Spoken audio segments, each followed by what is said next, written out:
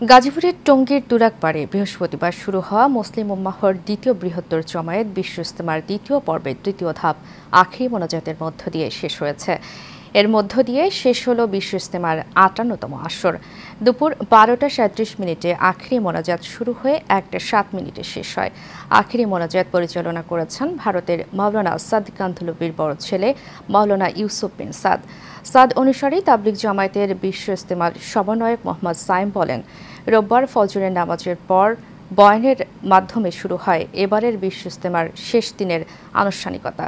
বাদ ফজর বয়ান করেন ভারতের মাওলানা মুরসালিন। তার বয়ানের বাংলা তর্জমা করেন মুফতি আজিম উদ্দিন। মোনাজাতে চোখের জলে সৃষ্টিকর্তার সান্নিধ্য লাভ, পাপ মুক্তি, সুস্থতা কামনা সহ বিশ্ব মুসলিম উম্মাহর হেদায়েত, ঐক্য, শান্তি, সমৃদ্ধি, ইহকাল ও পরকালের নাজাত এবং দ্বীনের দাওয়াত সর্বত্র পৌঁছে দেওয়ার জন্য দোয়া করা হয়। সবাই মুসলমানকে দিলকে এক করে দাও, তুমি এক করে দাও। সুন্দরভাবে আমরা মোনাজাত করলাম।